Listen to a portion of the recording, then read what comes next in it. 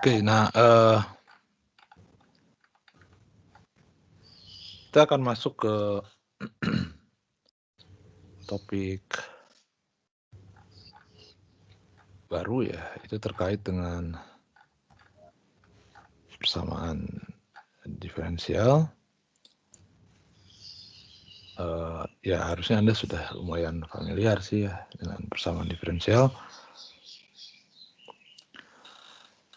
Jadi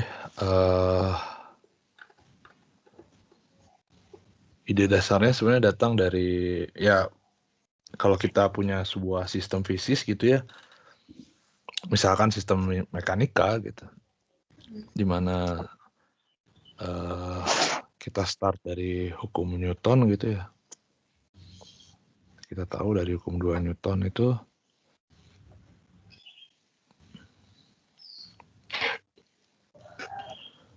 satu dimensi misalkan,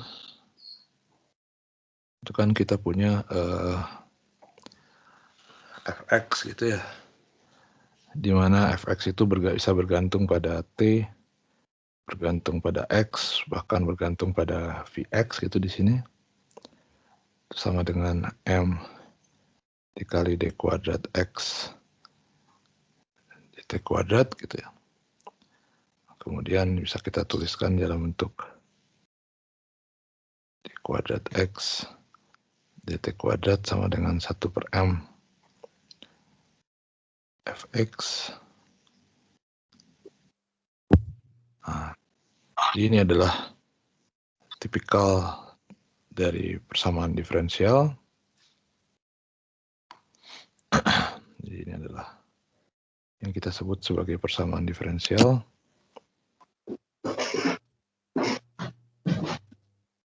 Jadi dia melibatkan turunan dari sebuah fungsi, ya, dan kita akan mencoba mencari solusi ya dari persamaan diferensial tersebut gitu ya. Nah, tentunya studi dari mempelajari diferensial itu adalah suatu suatu bidang yang kompleks gitu ya, yang rumit gitu ya. Ya, karena mempelajari persamaan diferensial sama saja dengan mempelajari perilaku sebuah sistem gitu. Jadi bahkan banyak sekali buku-buku tentang persamaan diferensial tuh bisa nyampe volume-volume gitu ya. Nah, tapi yang kita akan bahas sekarang itu adalah terkait dengan idenya juga kita bahas ide-ide sederhana, terutama terkait bagaimana kita mencari solusi persamaan diferensial yang sederhana gitu ya. Nah, yang menarik adalah pertama kita akan bahas di sini terkait dengan persamaan diferensial biasa orde 1 ya, dan dia linear.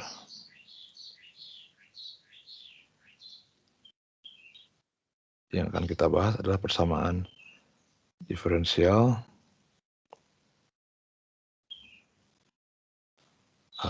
linear tentunya di sini. Kita akan bahas semua adalah persamaan yang linear saja, orde 1.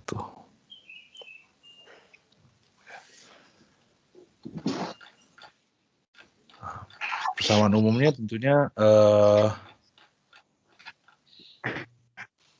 bentuk umumnya adalah seperti ini. Jadi dia melibatkan dari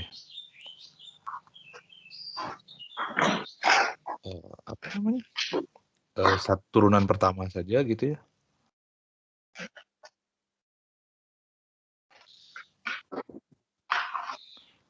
Ini adalah bentuk umumnya seperti ini. Ini adalah bentuk umum persamaan diferensial biasa orde 1. Ini persamaan diferensial biasa. Biasa itu maksudnya adalah ordinary, karena nanti ada satu lagi yang namanya persamaan diferensial parsial.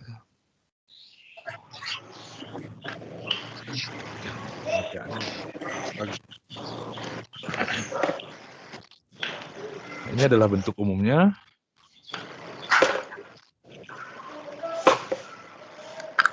Kita akan komentar dulu beberapa.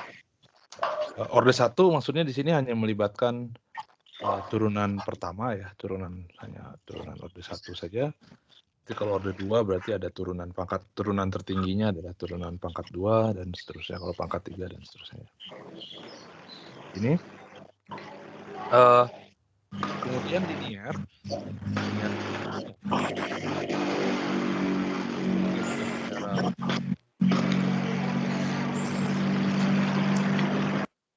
artinya jadi kalau saya punya misalkan Y1, jadi saya coba pecahkan persamaan ini, saya dapatkan misalkan Y1 adalah solusi, Y1 adalah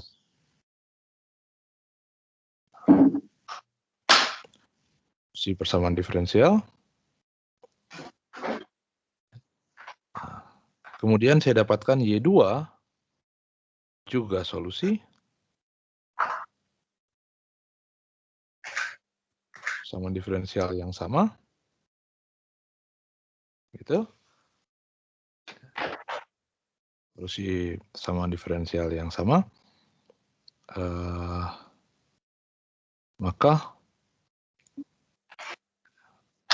kombinasi linear itu suatu alfa kali Y1 ditambah beta dikali Y2 dengan alfa beta itu adalah konstanta.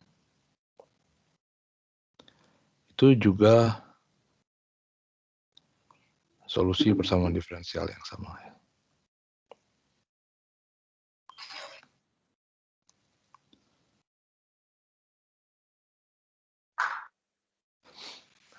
Ini adalah tipikal yang kita sebut sebagai persamaan diferensial linear. Jadi kalau kita punya solusi, kita juga punya solusi, itu ya.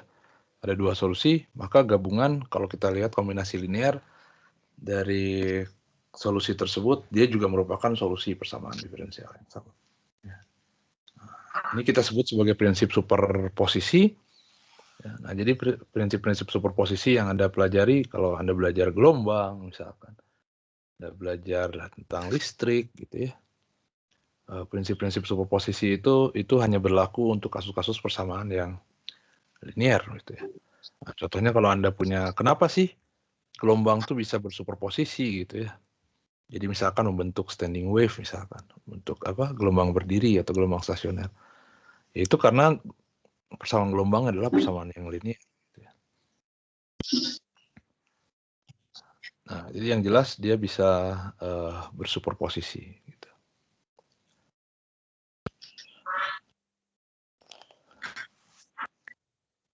Oke. Nah, jadi yang akan kita bahas itu adalah orde persamaan diferensial orde 1 dan orde 2 ya, yang linear tentunya. Persamaan diferensial linear orde 1 sebenarnya ini cukup sederhana. Kenapa sederhana? Karena kita bisa cari solusi umumnya ya. Kita bisa cari solusi umum.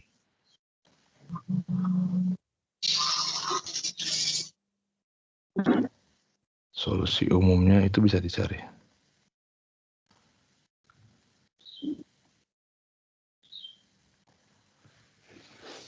Nah, bagaimana kita mencari solusi persamaan ini? Itu menggunakan suatu metode yang disebut sebagai faktor integrasi namanya.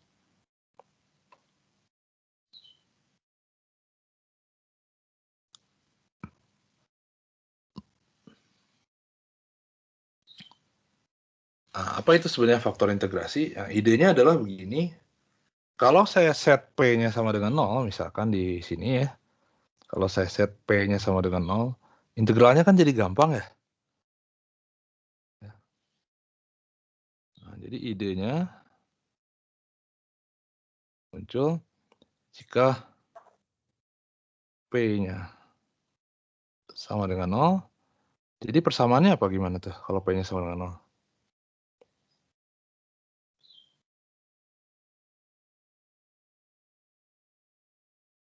Jadi saya punya kan dy dt sama dengan QT aja begitu. Kalau dy dt sama dengan QT, berarti saya bisa langsung dapatkan kan y-nya sama dengan apa?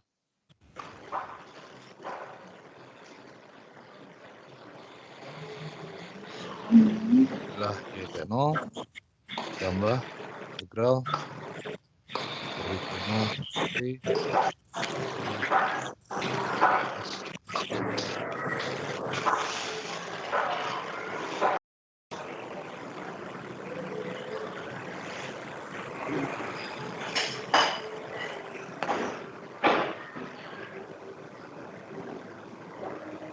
atau biar lebih gampang kita juga bisa pakai integral tidak tentu di sini ini tambah suatu konstan C. Dengan C adalah konstanta. Sebut konstanta integrasi.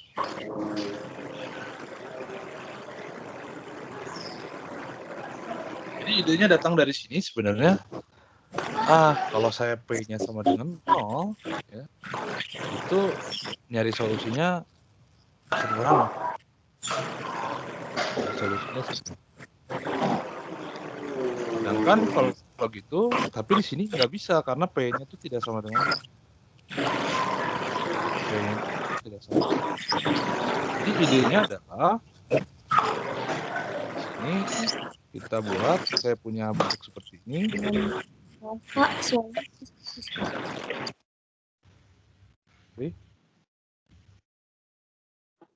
Gimana? Tadi suaranya putus-putus, Pak. Ini sudah jelas. Suaranya putus-putus. Iya. Sekarang gimana? Sudah jelas, Pak.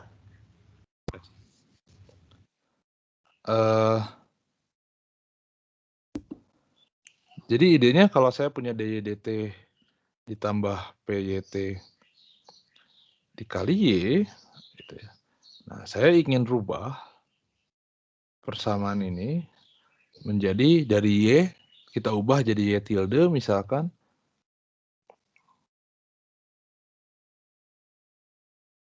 Ini kita pengen ubah jadi bentuk seperti ini. dy tilde dt. Nah, idenya ya kita tinggal cari. Karena kalau sudah saya punya dy dt, jadi persamaannya begini kira-kira. Dy dt kita tadi itu pengen kita ubah jadi dy tilde dt sama dengan suatu fungsi yang lain, misalkan Q besar T.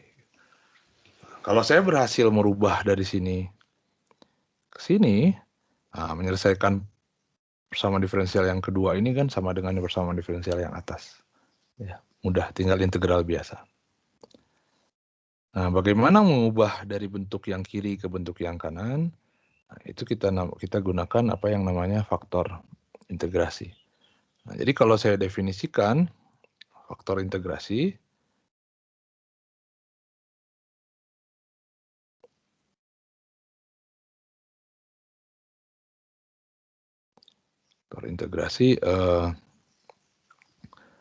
I sebagai fungsi dari T gitu, ya. Di mana I sebagai fungsi dari T itu adalah saya definisikan sebagai E eksponen. Terus di sini ya. Sama dengan E pangkat integral P dt.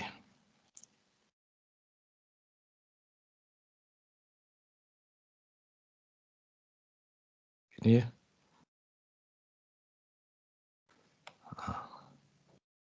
Maka kalau saya hitung turunannya,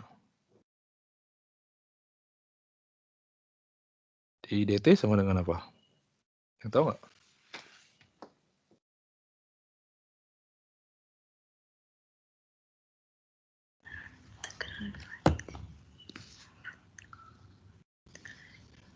Sekarang saya tanya gini.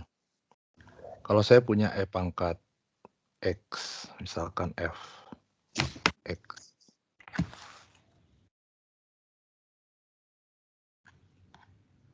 F aksen X berapa? Turunannya. Pangkat X juga kan?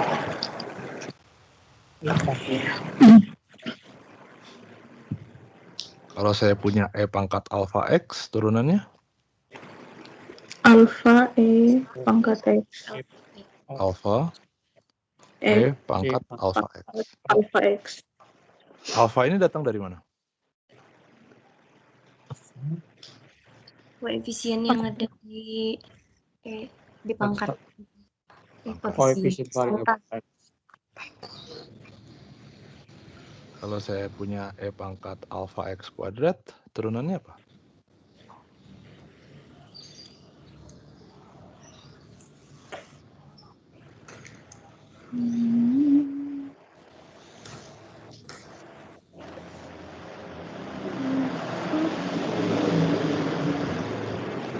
E pangkat X kuadrat. E pangkat alpha X kuadrat. Turunannya apa?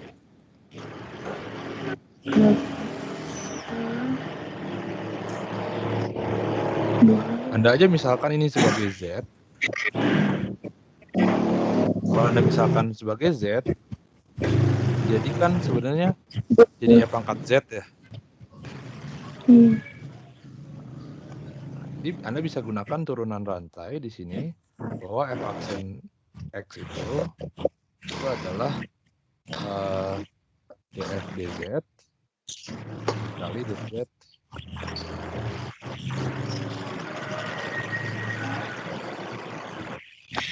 E pangkat Z diturunkan terhadap Z jadi apa? E pangkat Z. dz dx, Z-nya kan alpha X kuadrat. Turunkan terhadap X. 2 alpha X. Saya balikin lagi Z-nya. Z-nya adalah kuadrat dikali 2 alpha X. Jadi turunannya adalah ini.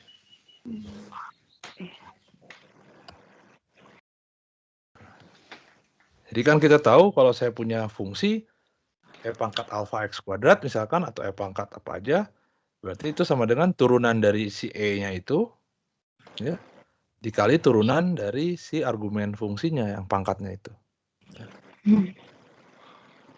Nah, jadi di sini juga sama.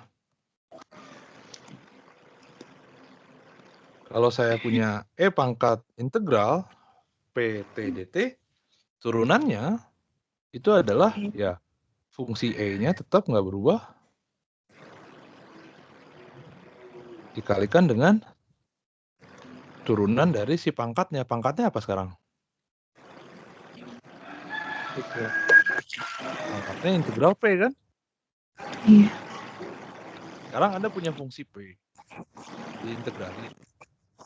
Terus diturunin. Hasilnya apa?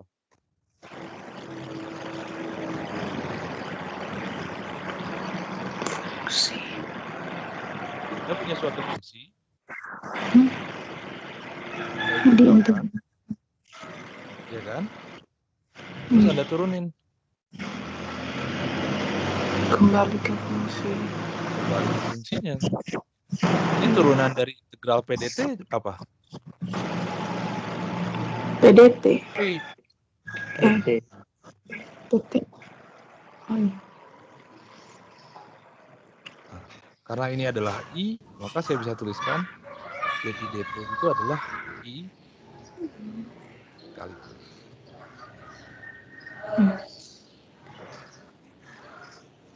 Oh iya. Ya kan?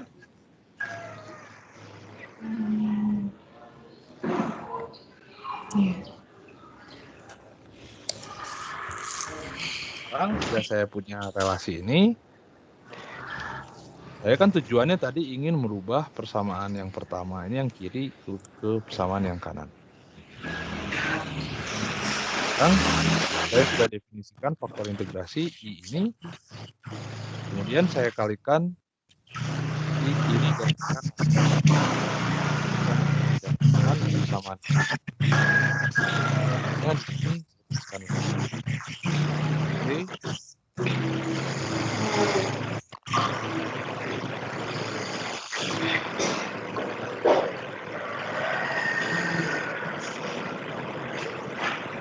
Oke. Sama dengan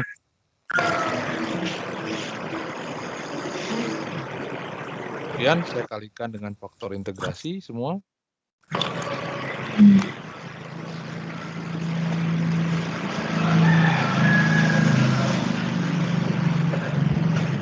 Lihat di sini. Di sini ada I kali P. I kali P itu tadi sama dengan apa?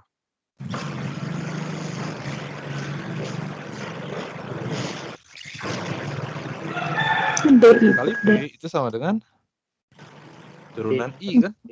Iya. Nah, jadi ini bisa saya tuliskan I T DY per DT DY DT tambah ditambah DI DT dikalikan Y sama dengan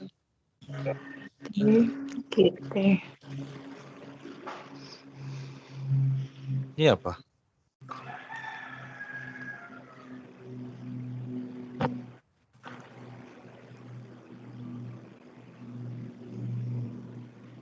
Ini adalah U V aksen ditambah V aksen U.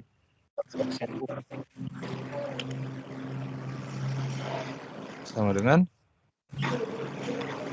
turunan dari perkalian.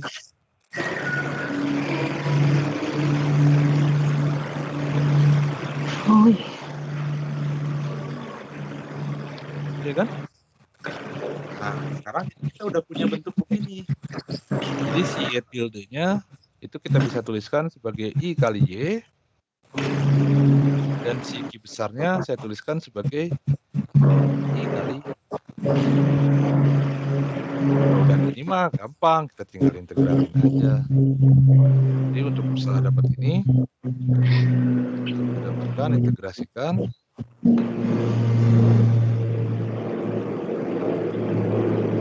Kalau saya integrasikan, saya dapatkan IT I sebagai fungsi dari T itu adalah integral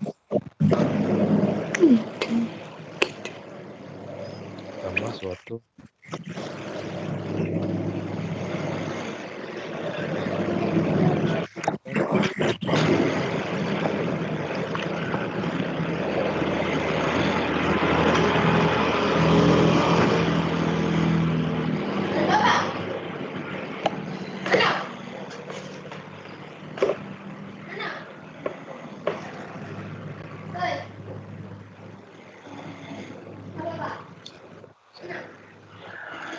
dengan C ini tentunya adalah konstanta integrasinya ya.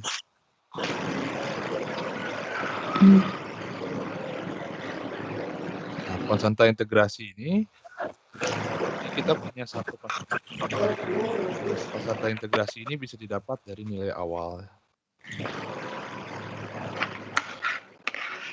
Didapat dari nilai awal.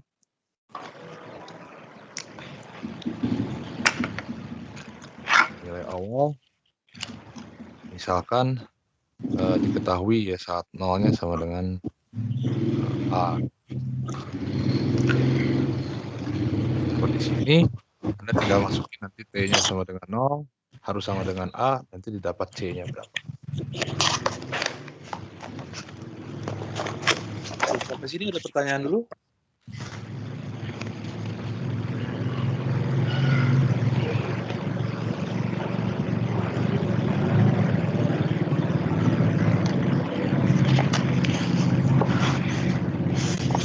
Belum, Pak. Kalau saya ambil contoh, misalkan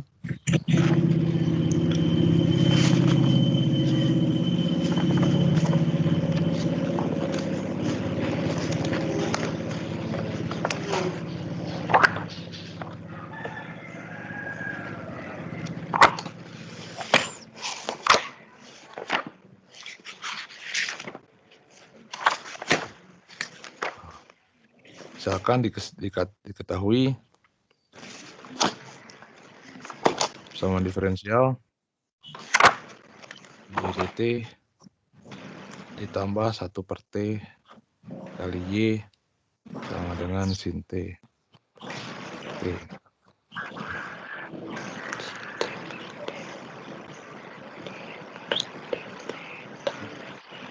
Dengan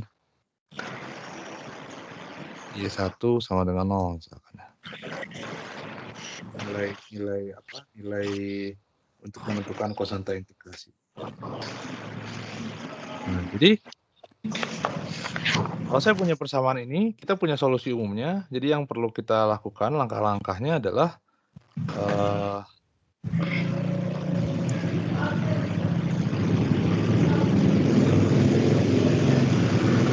pertama identifikasi dulu.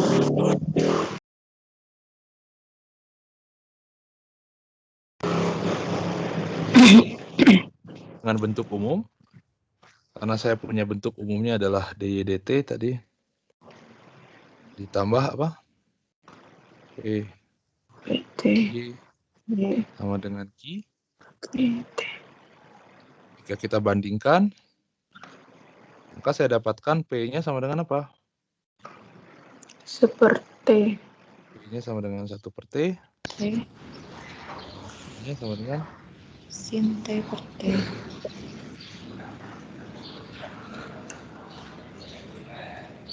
Ini udah cepat tuh. Kita udah punya memang ini adalah sama diferensial linear per set. Setelah identifikasi, karena kita gunakan ini, saya mau ubah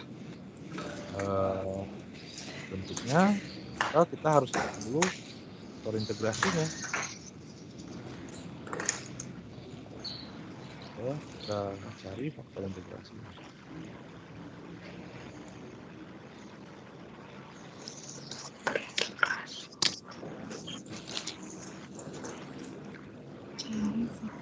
Cari faktor integrasinya. Tadi faktor integrasi sama dengan apa? I sama dengan E pangkat integral P. Fungsi. Berarti E pang. I-nya adalah E integral seperti E pangkat integral seperti T. Integral seperti DT apa?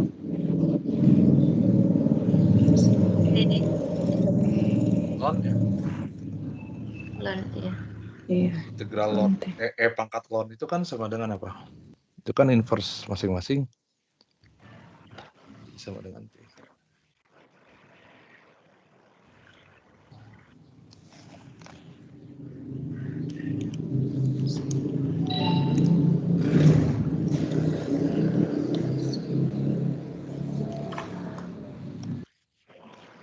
Nah, jadi saya sudah dapat faktor integrasinya, itu sederhana, itu sama dengan T.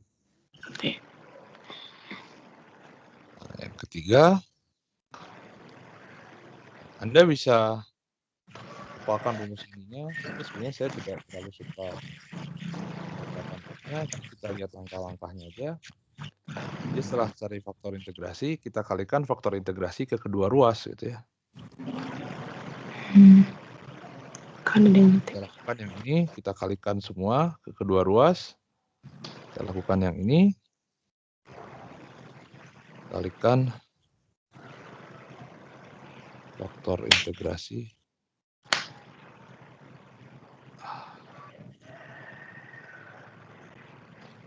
ke kedua ruas.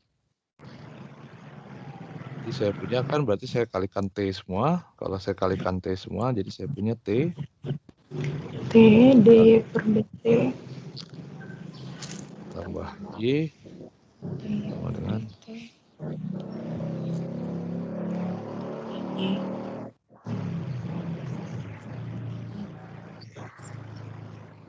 Oh iya. Jadi kaliin T semua. Dan tentunya suku yang sebelah kiri itu kita bisa tuliskan sebagai DDT dari T. Sama dengan sin T.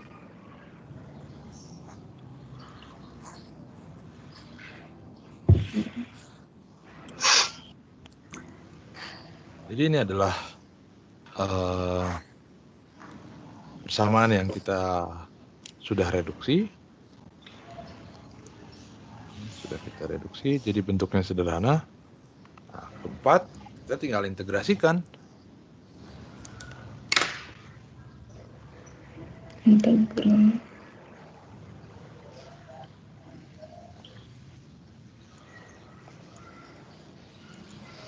Tinggal integrasikan PDB-nya. Berarti saya punya kan T dikali Y sebagai fungsi T itu adalah integral PDT tambah suatu konstan. Integral sin itu apa? Cos. Cos. Sin cos.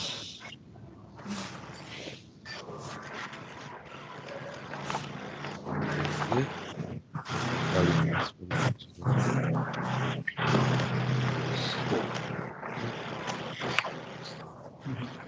Nah, jadi kita dapatkan Y-nya dong kalau begitu. Min cos T per T tambah C. Nah, ini adalah solusi umum yang kita punya. Nah, nanti bergantung pada soal yang diminta sebenarnya. Kalau ditanya solusi umum, berarti ya sampai sini selesai. Tapi kalau Anda diminta cari solusi, karena di sini dikasih nilai awalnya, ya, gunakan syarat awal untuk mencari nilai C, berarti di situ ya, langkah kelima.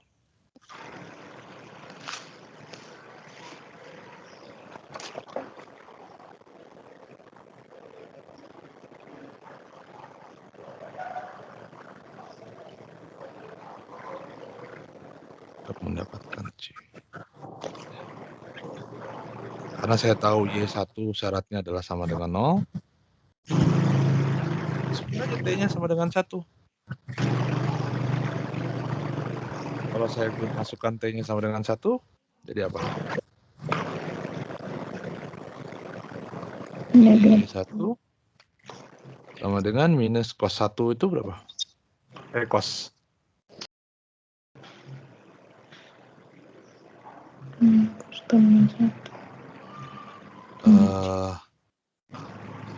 Ganti deh.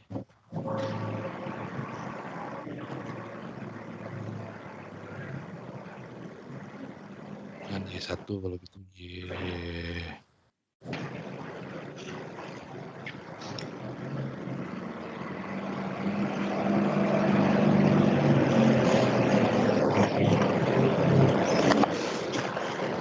Per 2 deh. Dengan 0.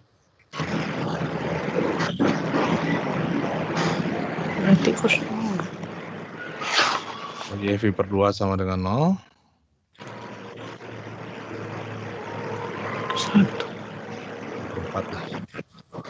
Dan enggak 0.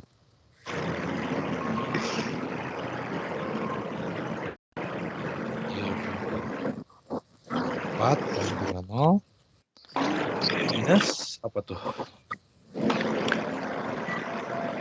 Cos. V per 4 dibagi V per 4 ditambah C dibagi V per 4 terus sama dengan 0 kan?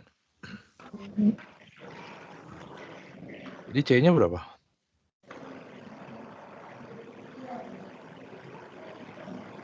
Kan cos V per 4, cos V per 4 berapa sih? 2 kan ya? Iya. Jadi dari situ, jadi solusinya adalah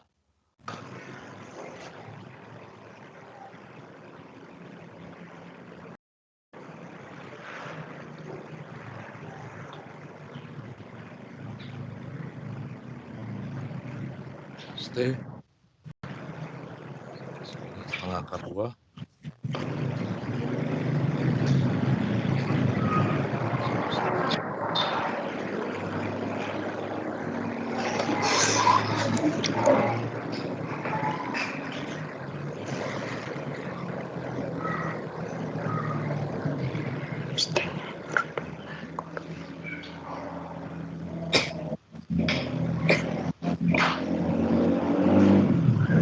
Ada pertanyaan dulu.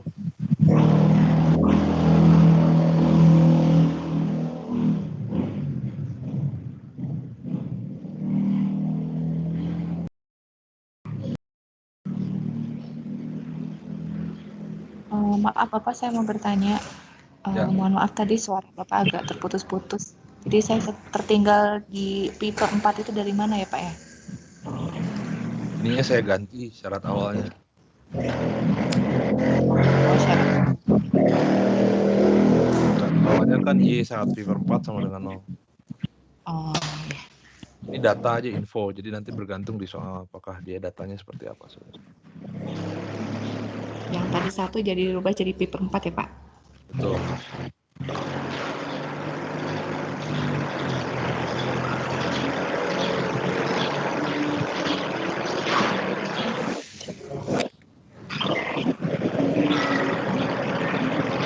Ada lagi pertanyaan?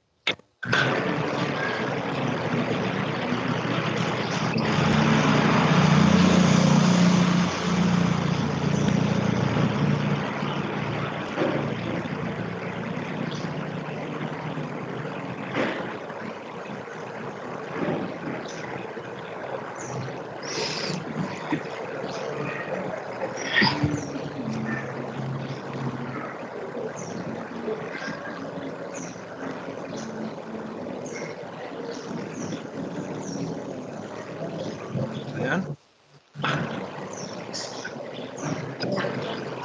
Tidak ada. Jadi ini contohnya. Jadi langkah-langkahnya sebenarnya jelas, ini sangat-sangat prosedural. Kalau yang ini, jadi kita identifikasi dulu. Jadi diberikan bersama diferensial dan nilai awal gitu ya. Kemudian kita cari faktor integrasi. Kemudian kita kalikan dengan faktor integrasi ke kedua ruasnya. Nah, udah gitu jadi tereduksi ya bentuknya. Kemudian integralkan. Gitu ya. Kita dapat solusi umum. Gunakan syarat awal buat mendapatkan nilai C, konstanta integrasi. Dapatlah solusinya.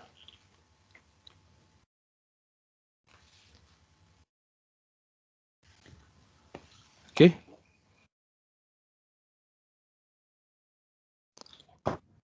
Pantesan.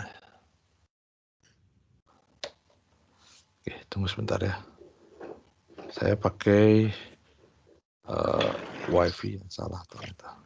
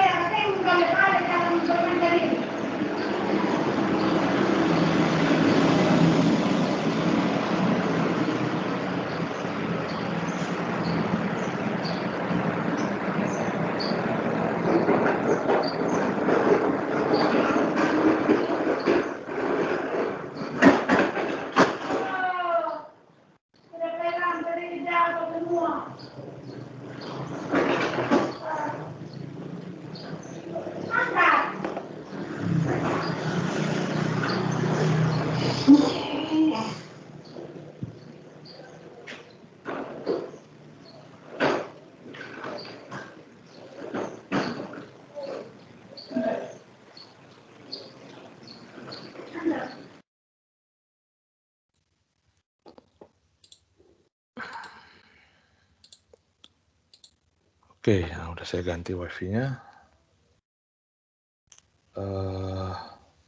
Ada pertanyaan dulu?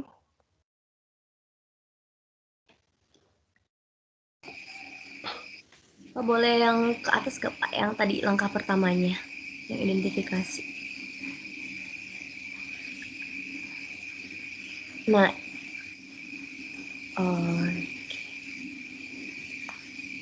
itu pasti di persamaan yang diketahui itu Kak, Pak, selalu yang bentuknya DY per DT tambah PT Ya sama belum tentu juga. Jadi kita harus bentuk gitu. Jadi kalau di depan di DT-nya ada koefisien, ya kita ubah dulu aja. Boleh contoh Pak yang seperti itu? Nah misalkan gini ya, ini sekalian ke aplikasi.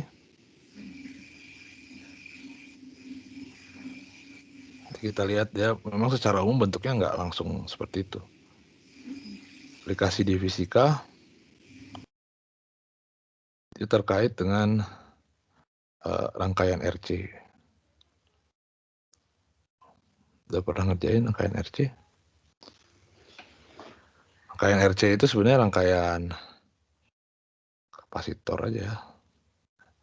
Rangkaian RC ini terkait dengan charging kapasitor ya.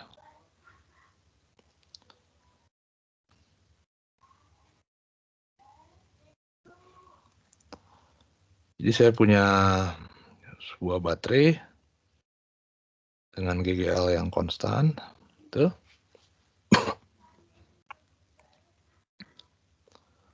Kemudian saya punya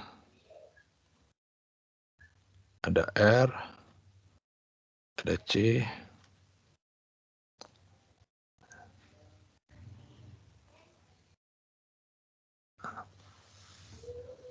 coba kalau gini berapa arus yang lewat?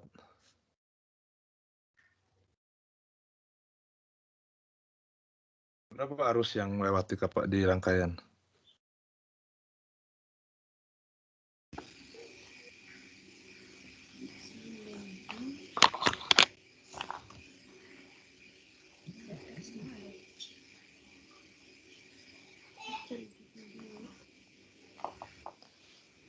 Arusnya berapa? Bergantung sebenarnya ya. Bergantung apa coba? Bergantung dari muatan kapasitornya sebenarnya.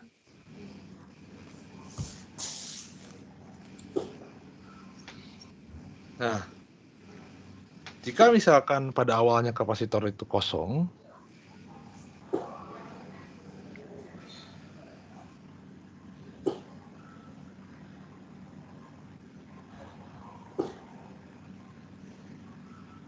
kapasitor itu kosong, ya.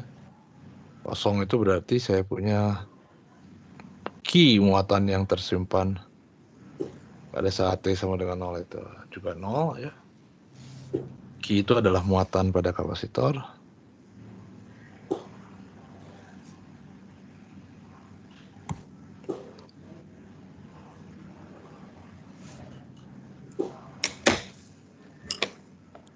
Nah, jadi saya bisa pakai Kirchhoff biasa. Saya bikin loop di sini. Kalau saya bikin loop di sini, berarti kan saya punya dari persamaan Kirchhoff.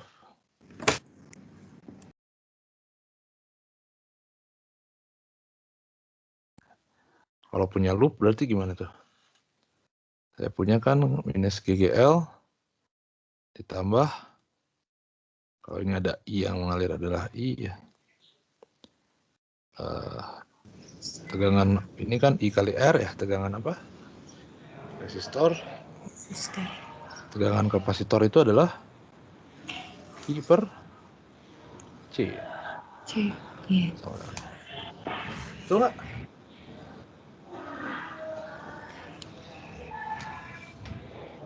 Tegangan baterai ditambah tegangan resistor ditambah tegangan kapasitor itu kan sama dengan 0. Benar nggak sih? Iya, Pak. Kapasitor itu Q per C atau Q kali C? Q per C, benar ya? Iya. Q sama dengan C kali V kan?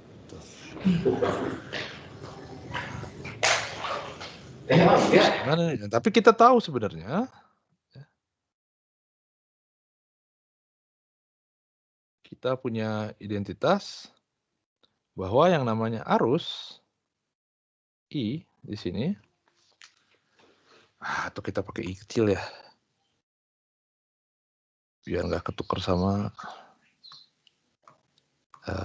faktor integrasi. Saya punya I itu adalah turunan Q terhadap T kan? Nah, jadi saya punya akhirnya kalau saya substitusi sini, saya punya minus GGL ditambah R dikali dQ dt ditambah Q per C sama dengan 0. Nah, bisa lihat di sini. Ini adalah persamaan diferensial orde 1 untuk Q. Ya nggak? Ini adalah persamaan diferensial orde 1 untuk Q. Nah, tapi tentunya bentuknya tidak langsung seperti ini gitu ya. Bentuknya tidak sama dengan dy dt ditambah p kali y sama dengan Q. Nah, jadi untuk supaya kita bisa identifikasi, kita harus ubah dulu persamaan diferensial kita ke dalam bentuk seperti ini. Nah, gimana jadinya Pak? Nah, di depan turunan itu nggak boleh ada apa-apa. Nah, di sini di depan turunannya kan masih ada R. Jadi saya semua bagi R, kemudian GGL-nya saya pindahkan ke sebelah kanan. Jadi saya punya persamaannya adalah dq dt di sini ditambah 1/RC dikalikan Q sama dengan GGL per R.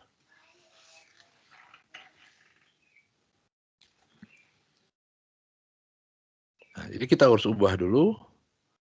Nah, sekarang bentuk ini sudah cocok dengan bentuk yang tadi.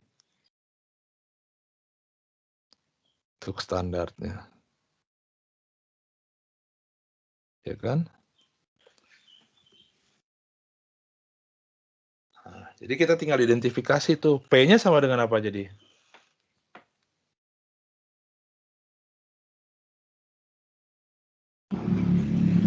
P-nya sama dengan apa? Per RC. Per R. Q-nya? GGL per R. GGL per R. Nah, jadi kalau memang kita tidak ketemu bentuk yang awalnya tidak sama dengan bentuk standar, ya kita ubah dulu.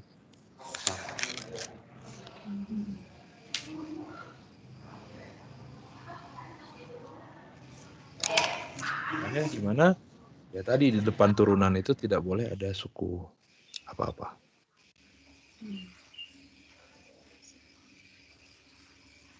Oke? Nah, sekarang kalau saya udah punya ini, ya kita tinggal cari berarti. Karena P-nya tadi udah seper-RC, Q-nya adalah GGL per R. Kita tinggal cari faktor integrasinya berarti.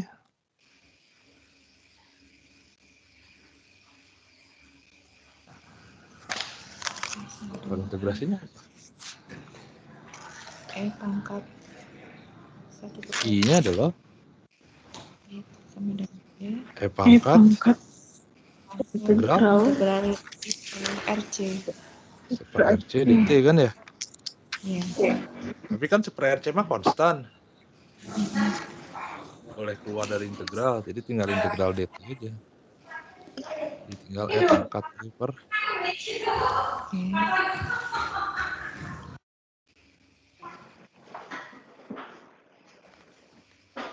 Jadi sekarang persamaan diferensialnya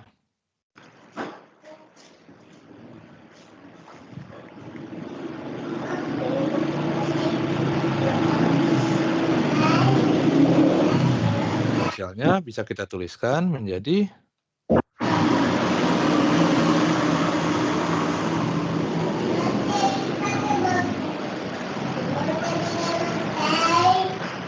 jadi gimana? Nah, saya kalikan kedua ruas berarti kan? Saya kalikan, jadi saya punya pangkat T per RC dikali dq dt ditambah RC dikali pangkat T per RC I sama dengan GL per R dikali pangkat T per RC.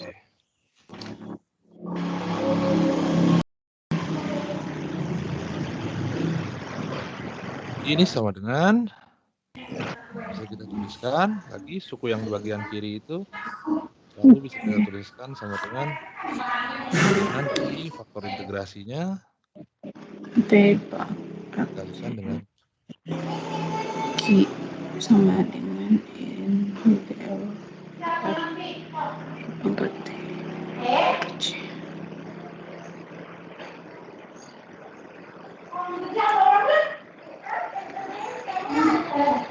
Di sini ada pertanyaan dulu.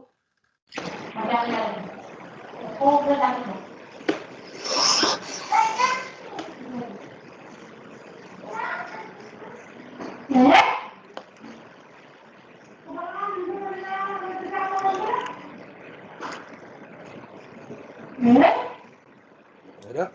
Oke. Nah, sekarang berarti kita tinggal integrasikan.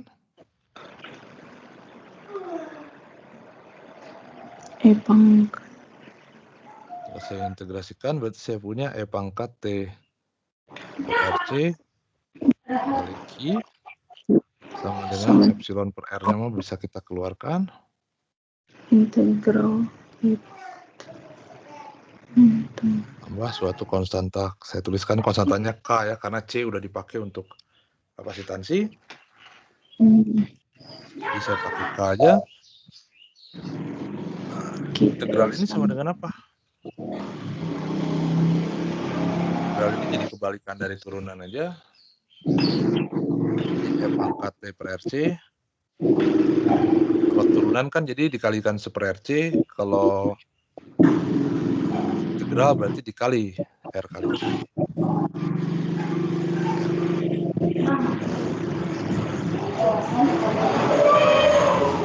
Saya punya akhirnya RC T, R-nya coret jadi epsilon C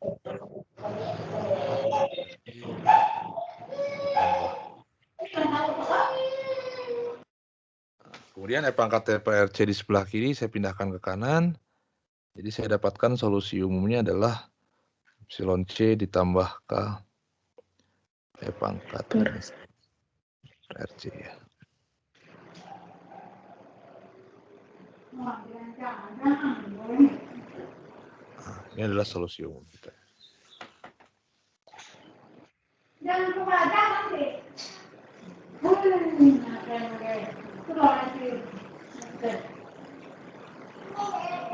Ada pertanyaan dulu?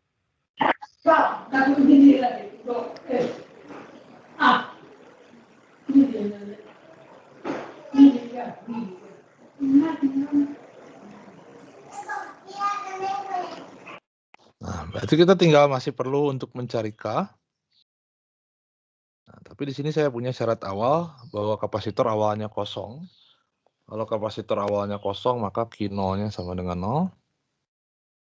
Nah, jadi karena kapasitor awalnya kosong,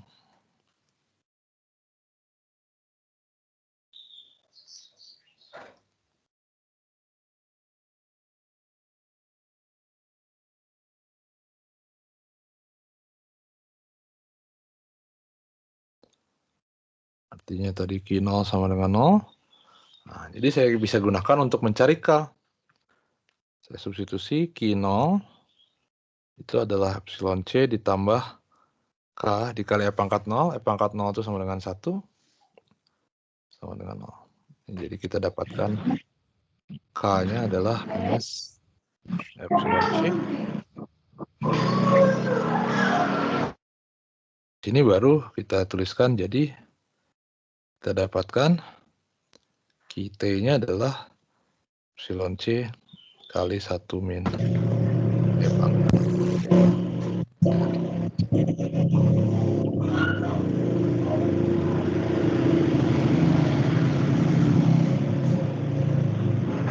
Jadi kita ketemu nih muatan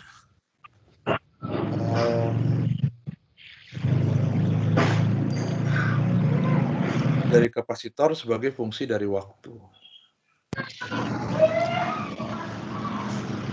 Kalau saya mau nyari, jadi ini muatan yang tersimpan pada kapasitor sebagai fungsi dari waktu.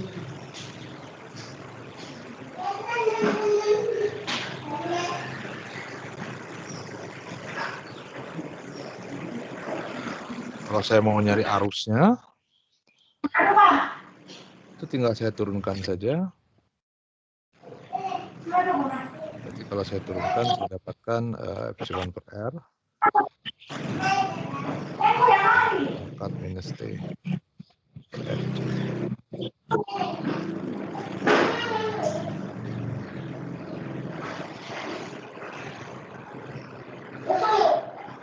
adalah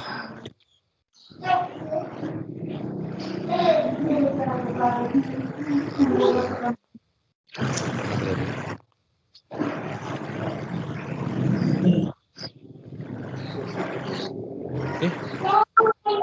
Ada pertanyaan dulu?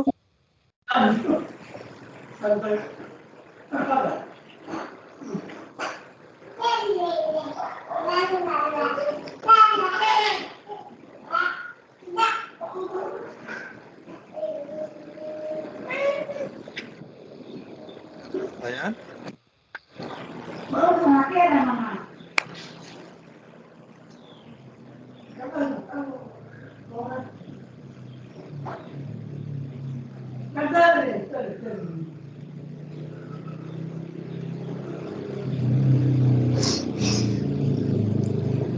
Nah, bisa dilihat di sini.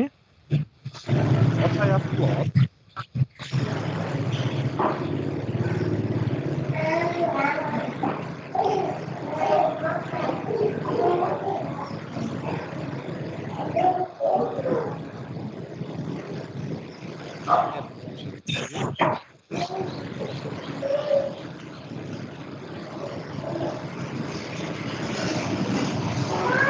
kurvanya kita mulai dari 0, jadi Q-nya pada saat T0 itu dia habis, kemudian dia naik, dan ketika T-nya besar sekali, suku E pangkat minus T itu dia jadi kecil sekali, jadi nanti nilainya terus mendekati epsilon Q.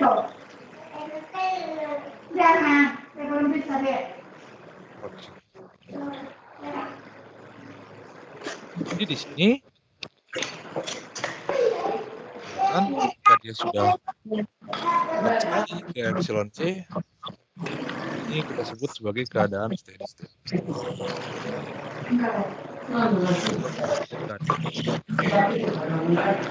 Ini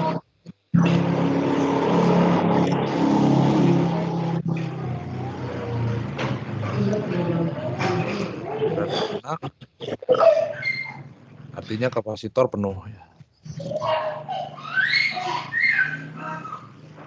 Jadi ketika kapasitor penuh, muatannya adalah P kali C itu berarti GGL ya, karena daerah yang sini ketika dia masih nilainya berubah, Q-nya ini kita sebut sebagai kondisi transient.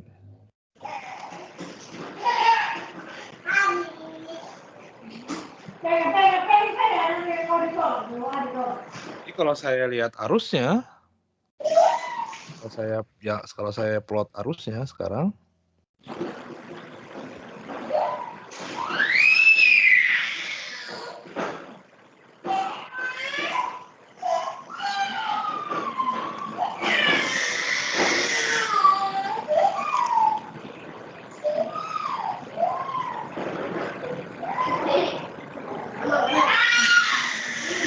anaknya siapa yang nangis? Jadi kalau saya start dari I, justru terbalik, awalnya dia ada, dia sama dengan GGL per R. Nah, lama-kelamaan ketika T-nya makin besar, E pangkat minus T itu jadi makin kecil sekali ya, mendekati 0, jadi dia drop malah kalau arusnya. Kalau arusnya dia drop, dan lama-kelamaan ketika dia tunak itu sama dengan 0 ya. Di sini. Jadi di sini steady state, tunak. Kalau tunak kapasitor penuh, arusnya 0 ya. Di sini dia transient. Nah, jadi makanya kita sering bahas kalau arus yang lewat di kapasitor itu sama dengan 0. Sama dengan 0 itu sebenarnya kalau kapasitornya fully charge, penuh gitu ya. Kalau kapasitornya penuh, dia sudah bermuatan di sini. Bukan saya bermuatan dan dia penuh, ya arusnya sama dengan 0. Kenapa arusnya sama dengan 0? Ya karena sebenarnya tegangan dari kapasitor dengan tegangan dari baterai itu sama. Kalau tegangannya sama kan dia jadi tidak ada arus yang lewat, kapasitornya penuh, arusnya lewat sama dengan 0.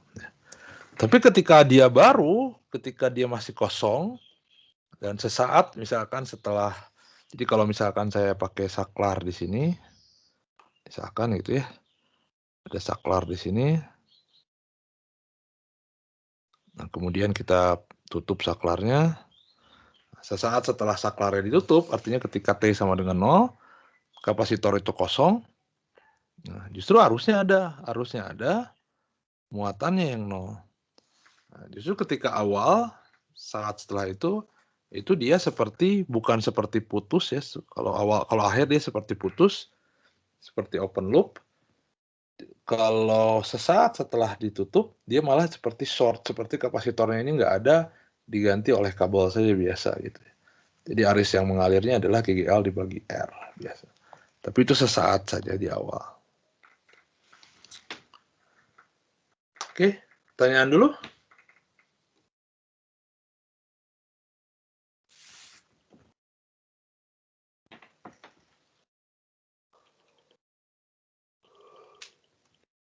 Pertanyaan?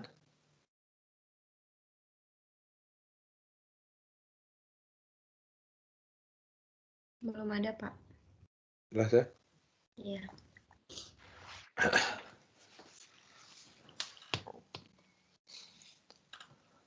Nah, terus bagaimana kalau begini, sistem yang sama,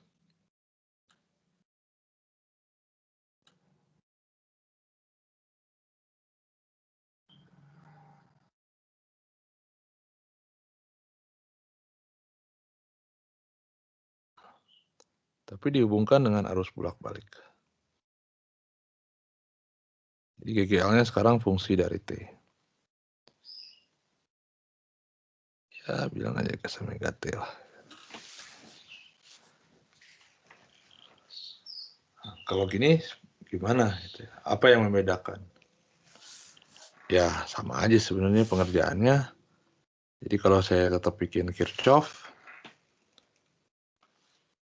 juga, maka persamaan diferensialnya persis sama ya. Jadi dari persamaan Kirchhoff, jika awalnya kita asumsikan juga sama,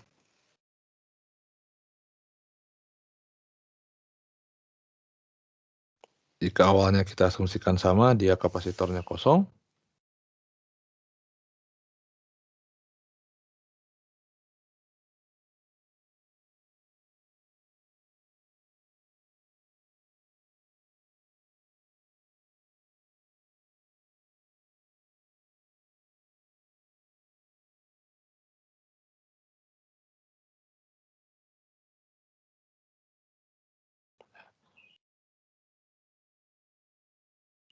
Maka kita punya persamaan yang sama persis ya. Cuman sekarang bedanya GGL-nya itu bergantung pada waktu. Nah, jadi persamaan diferensialnya juga sama. Ya. Karena I-nya adalah dq dt, jadi saya punya, langsung saja saya tuliskan ya. Jadi dq dt ditambah 1/RC dikali Q sama dengan GGL 0/R kali cos omega T.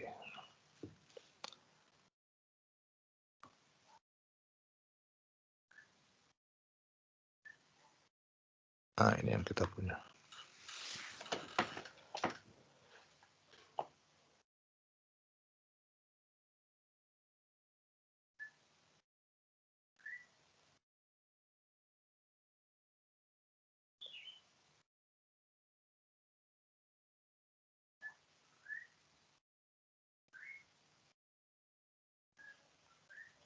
Oke, jelas sampai sini? Ada yang mau ditanyakan dulu?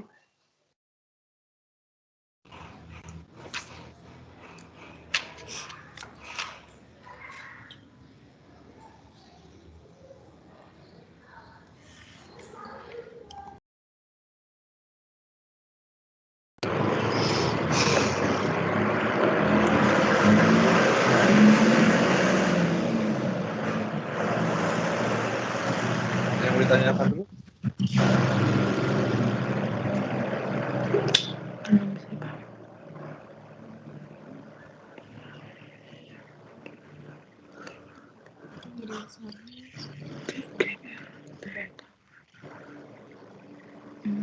Nah,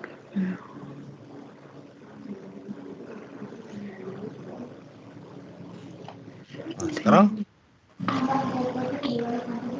bentuknya sudah begini, kita bisa identifikasi. Jadi P-nya tetap per RC, bedakan hanya Q-nya saja. Sekarang inisialnya adalah epsilon 0 kali per R dikali cos omega T. Ya, kalau yang tadi cuma FL per R aja, FL per R. Sekarang jadi R cos omega T.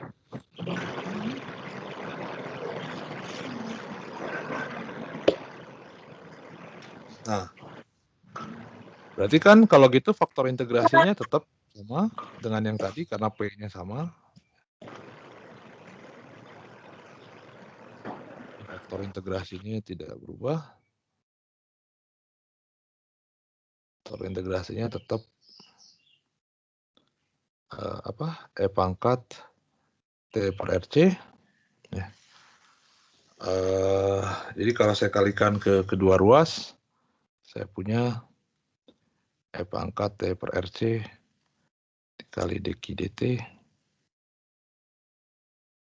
ditambah per RC E pangkat T per RC kali Q sama dengan epsilon 0 per R E pangkat T per RC cos omega T. Nah, tentunya sama dengan yang tadi, suku sebelah kiri bisa saya tuliskan ke dalam bentuk seperti ini. E pangkat T per RC kali Q sama dengan epsilon 0 per R cos omega T.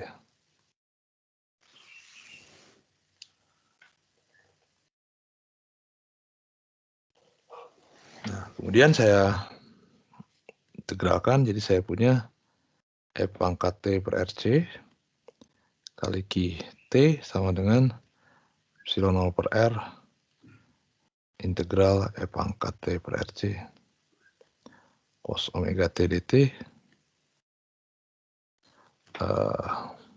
ditambah suatu konstan taka.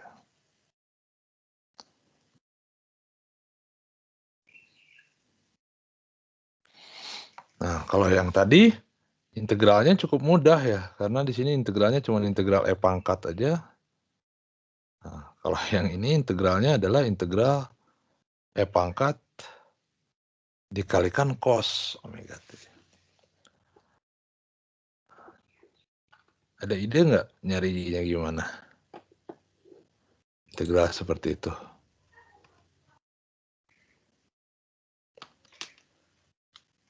Gimana caranya nyari integral ini? Satu persatu. Misalkan saya pengen nyari integral E pangkat alpha X cos beta X dx misalkan.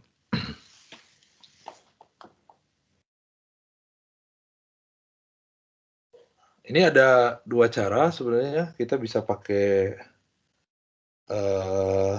apa namanya? Integral parsial 2 kali ya, kalau Anda berminat. Atau ini yang lebih menarik, kita pakai bilangan kompleks. Udah belajar kita kemarin bilangan kompleks. Jadi daripada saya meninjau ini, ya, catatan aja, sambil ngulang lagi kompleks, karena jadi sekalian belajar aplikasi. Nah, daripada saya meninjau ini, ya, mendingan saya tinjau ini, E pangkat I beta X. E pangkat I beta X itu adalah cos beta X ditambah I sin beta X. Nah, jadi saya tidak akan meninjau ini misalkan saya sebut sebagai A gitu. Ya. Nah, yang saya akan tinjau itu adalah E pangkat alpha X dikali cosnya saya ganti jadi E pangkat I beta X dx.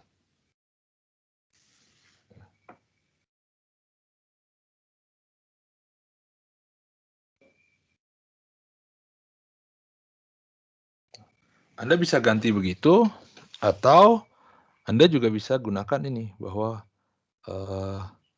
kita punya cos beta X adalah E pangkat IBX plus E pangkat minus I beta X per 2. Anda substitusi juga boleh, tapi saya mendingan direct ngitung dari sini, ya. Nah, sehingga kalau saya sebut ini adalah B, X gitu ya. Nah, dari sini kita dapatkan ini hasilnya kompleks, bahwa A itu adalah real part dari B. Nah, jadi saya tinggal ngitung E pangkat alpha X dikali E pangkat I beta X, kemudian saya ambil bagian real partnya. Nah, karena kalau sudah bentuk begini, itu cukup mudah, jadi saya punya E pangkat integral E pangkat alpha plus I beta X dx. Gitu. Nah, ini integralnya gampang, integralinnya. Integralnya sama dengan apa ini? Ya, integral E pangkat tadi. Sama dengan apa integral E pangkat?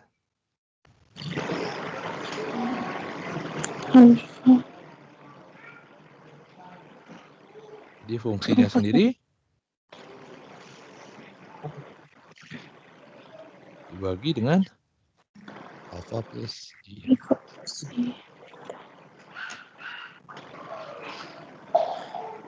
Udah itu hasilnya. Tapi karena kita perlu ngambil real partnya, nah, jadi seperti biasa kita kalikan dengan, karena ada I di bawah, saya nggak mau ada I di bawah, kita kalikan dengan kompleks konjugatnya. Jadi alpha minus I beta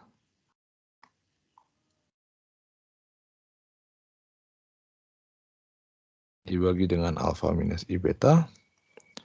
Jadi saya dapat apa tuh?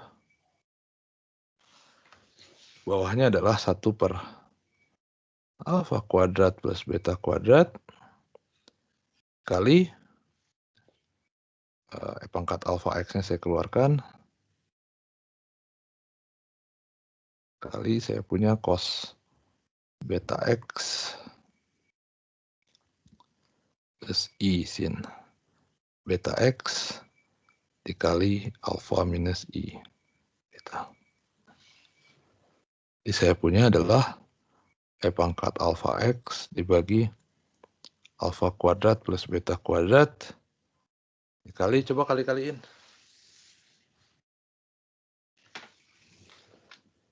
Jadi alpha cos beta X. Yang real mana lagi?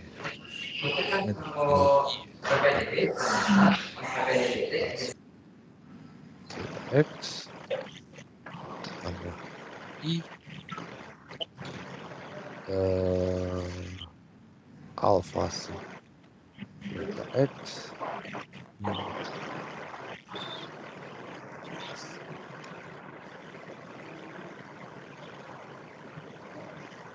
Karena kita pengen ninjau yang real partnya, ya kita itu ambil yang ini.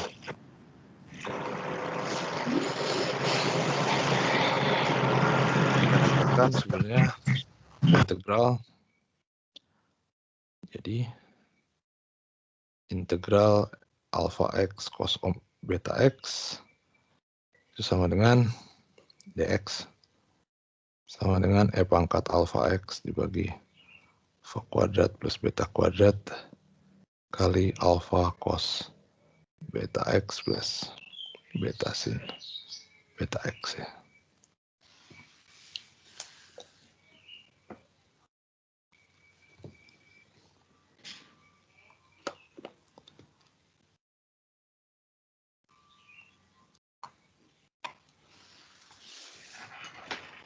Nah, sekarang kita bandingkan, karena kita pengen ngitung ini E pangkat T per RC dikali cos omega T. Jadi dari sini kita punya, yang kita pengen hitung adalah E pangkat E T per RC cos omega T dt. Saya tadi nulis dt-nya benar. Oh, ya, udah. Nah, jadi kalau gitu saya tinggal hitung alfanya adalah RC. Sorry, alfanya adalah 1/RC omeganya ada, betanya adalah omega ya. Jadi saya punya di sini E pangkat T per RC dibagi alfa kuadrat itu berarti seper R kuadrat C kuadrat ditambah omega kuadrat kali seper RC cos apa berarti? Omega T plus beta tadi apa? Omega sin omega T.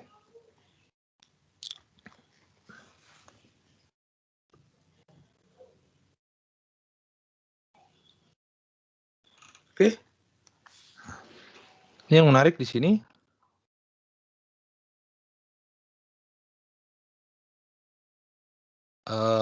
Ini bisa saya tuliskan.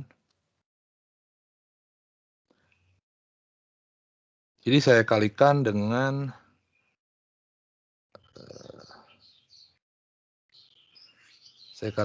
R kuadrat per omega kuadrat. R kuadrat per omega kuadrat. Jadi saya punya E pangkat T per RC dibagi dengan 1 per omega kuadrat C kuadrat ditambah R kuadrat. Berarti di sini sisanya adalah R kuadrat, R-nya saya biarkan, R per omeganya saya biarkan,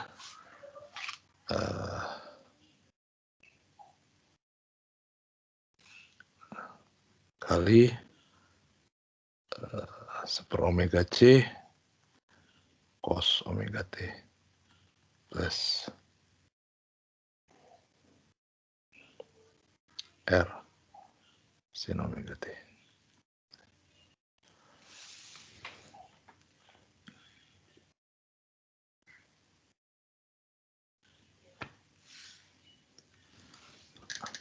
Nah, kita tahu seper omega C itu sama dengan apa? Ada ingat nggak? C, Pak. Ekstensi kakak itu. Jadi bisa saya tuliskan R per omega dikali E pangkat T per RC dibagi XC kuadrat plus R kuadrat XC cos omega T plus R sin omega T.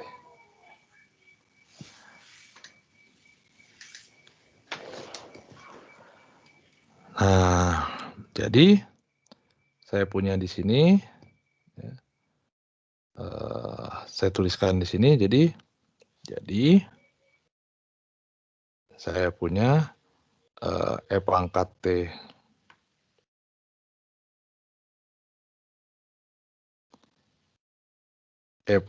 T per RC dikali QT sama dengan epsilon 0 per R tadi ya. Epsilon 0 per R dikali R per omega, ini hasil integralnya, dikali XC kuadrat plus R kuadrat omega T plus R sin omega T ditambah K.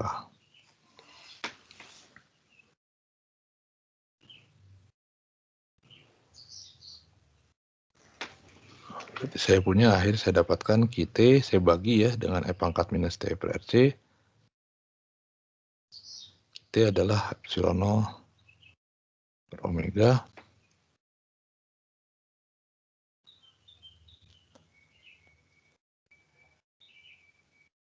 saya kayaknya ada yang meleset satu nih, di mana ya?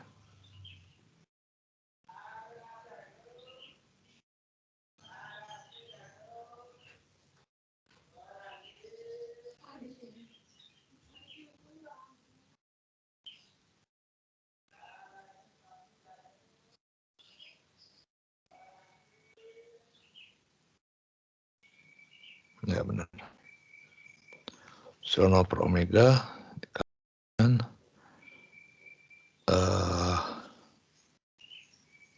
Iya benar deh. E pangkat T per RC. Oh enggak ada E pangkat T per RC-nya sekarang. Jadi XC cos omega T plus R sin omega T dibagi dengan XC kuadrat plus R kuadrat plus K E pangkat minus T per RC.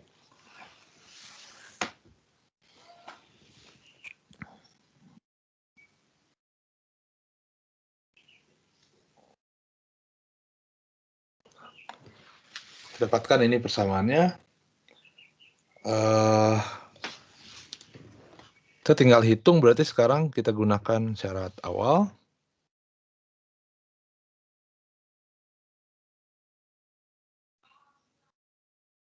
Bahwa Q0 itu sama dengan 0.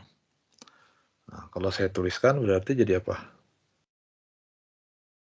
Kalau Q0 sama dengan 0.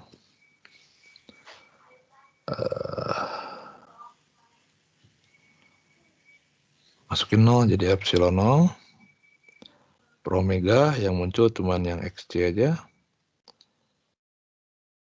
plus R kuadrat ditambah K sama dengan 0. Nah, jadi saya dapatkan K-nya adalah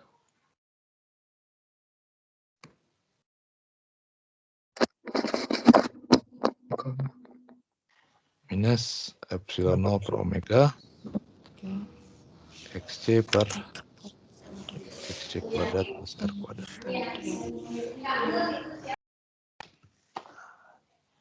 Jadi akhirnya saya dapatkan QT. Jadi bentuknya jadi jauh lebih rumit sebenarnya ya. Untuk yang AC ini, saya tuliskan yang ini dulu, minus epsilon 0 per omega. E pangkat minus T per RC dibagi dengan XC kuadrat plus R kuadrat ditambah dengan epsilon 0 per omega XC cos omega T plus R sin omega T dibagi dengan XC kuadrat plus R kuadrat.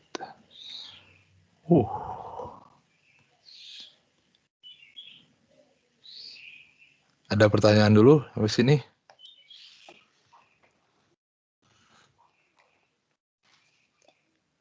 Ya ini cuma panjang hitungnya aja sih. Hitungnya sebenarnya sederhana sih. Idenya cuma panjang aja hitungnya.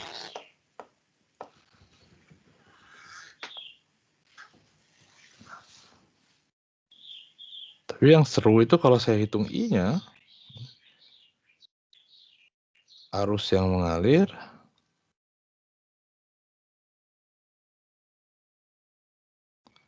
nah, kalau saya gambarkan arus yang mengalir, berarti saya turunkan. Kalau saya turunkan, maka saya dapat jadi epsilon 0 per XC per R kali E pangkat minus T per RC plus R kuadrat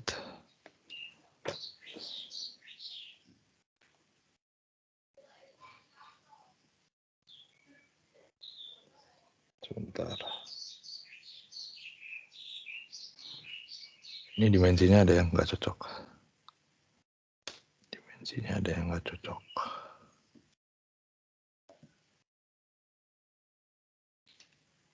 Omega C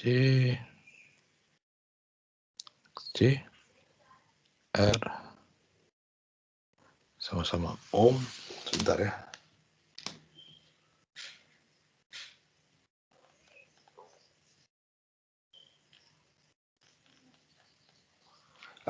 Ini ada XC-nya. Jadi XC kuadrat. Nah, ini baru oke. Ditambah epsilon 0 per omega. Omeganya hilang. Epsilon 0 dikali minus ya sin omega t plus R cos omega t dibagi dengan R kuadrat.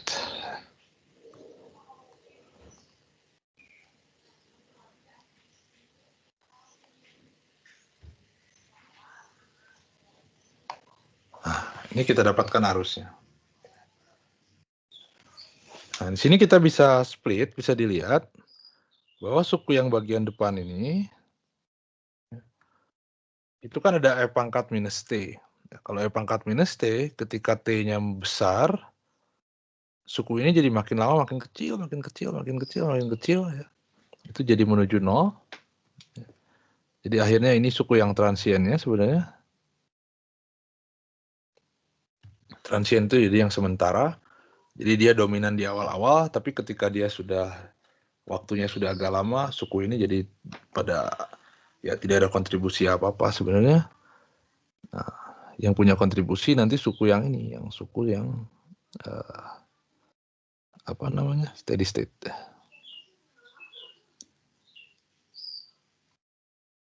Ini suku yang steady state.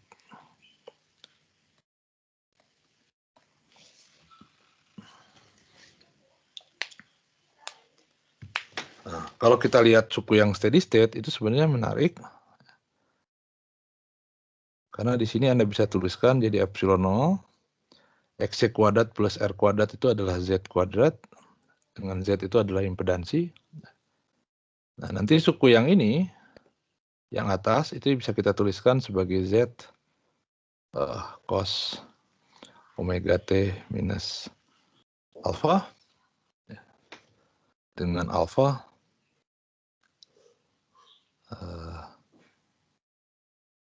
dengan alpha sama dengan tangens alpha ya maksudnya. Sini dengan tangens alpha sama dengan mana yang sin ya, sin ini xc per r. Jadi ini bisa dicoret. Nah, jadi solusi steady state, I steady state, SS lah gitu ya.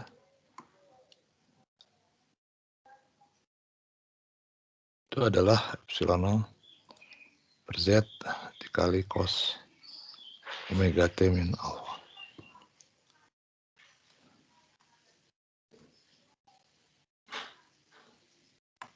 Dengan Z akar C kuadrat plus R kuadrat, ini adalah impedansi. Dan tangens alpha sama dengan XC per R. Plus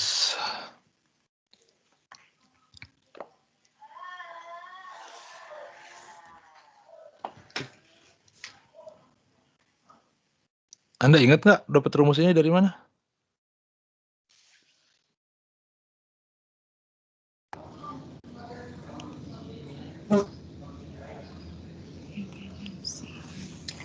Anda bisa dapatkan dari fasor. Kan kalau Anda ngerjain RLC kan sebenarnya Anda ngerjain pakai fasor biasanya.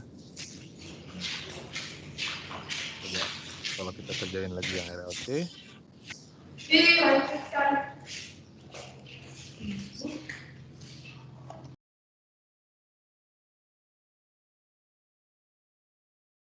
Cos omega T, ini R, ini C.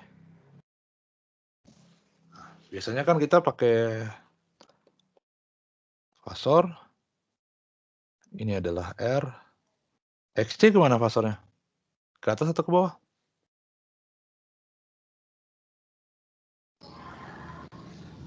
Bawah ya. Ini XC.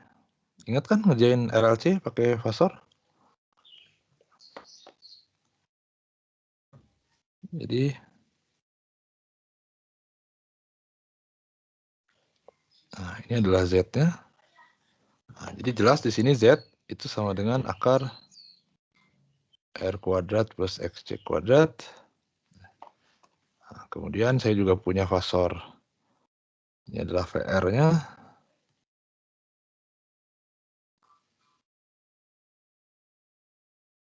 Ini adalah VL-nya.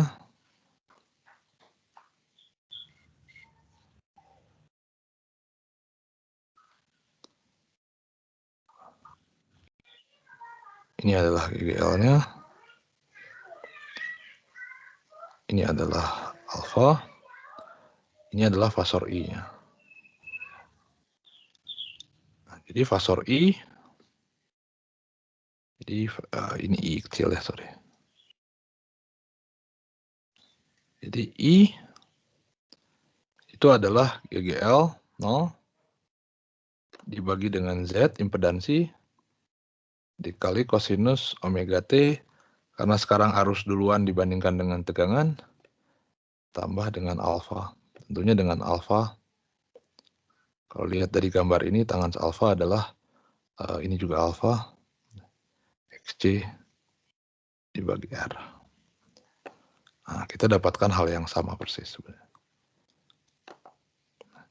Nah, cuman memang ketika kita ngerjakan pakai fasor ini jauh lebih sederhana, tapi kita kehilangan informasi tentang solusi transient sebenarnya di sini. Dan tentunya kalau kita ninjau rangkaian listrik, pada awalnya, pada akhirnya sebenarnya kita hanya banyak tertarik di solusi steady state-nya, bukan di solusi transient-nya sebenarnya. Karena solusi transient ya, solusi steady state yang memang pada akhirnya mendominasi gitu ya, ketika T-nya sudah cukup besar. Nah, ini salah satu aplikasinya di fisika terkait rangkaian RC, baik untuk sistem yang DC maupun yang AC gitu ya. Di sini ternyata sistem AC itu dia hasilnya untuk solusi steady state-nya itu persis sama dengan yang kita dapatkan dengan pakai fasor. Oke, ada pertanyaan dulu?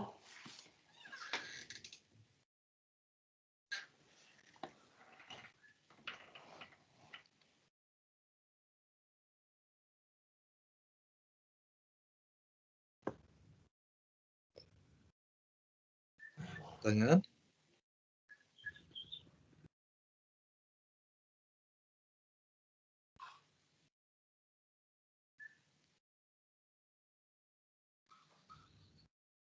Belum ada sepertinya, Pak. Oke,